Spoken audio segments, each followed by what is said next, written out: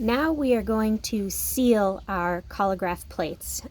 You should always be working with these materials, this shellac as well as this polyurethane, outdoors, so you can actually hear some cars going by my home right now during this video. You want to have a well-ventilated area so that none of the aerosol or any of the off-gassing of these materials go into your workspace and affect your breathing in any way. So again, do this outside so that way you're working safer.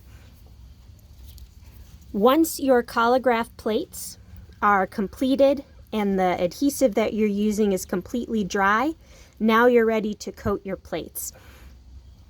If you're using an aerosol, whether it be shellac or polyurethane, you're going to want to place 3 coats on the front surface of your plates and 2 coats onto the back surface. If you're going to be painting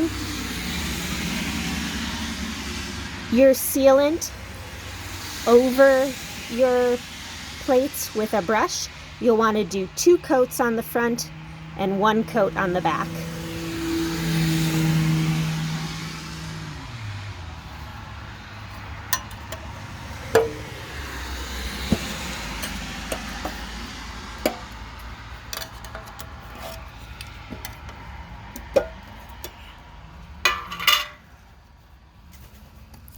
I'm going to be spraying the front of these with the shellac just so that you can see, and then I'll paint the back of one of these with the polyurethane.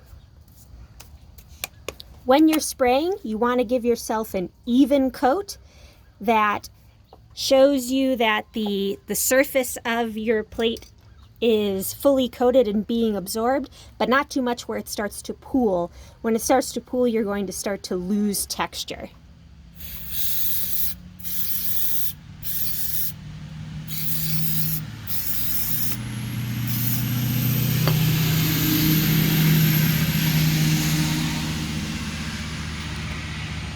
Now here you can see that the material is fully coated.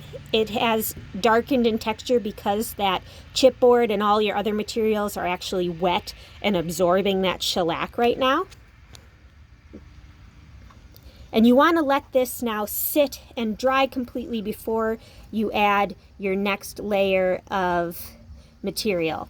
And in doing that, depending on the humidity, it could take between 15 minutes to a half an hour. Here today it's quite rainy, and so I'm going to wait a little longer before I apply that second coat, and then do the same to apply then that third coat. When you're applying the painted version of any of these, you're going to find that it's going to apply a lot more material to the surface of your block. So again, that's why we don't need to have the same amount of layers, but you also want to be careful to not add too much, because if you do add too much, then you're going to start to lose the textures that you've applied.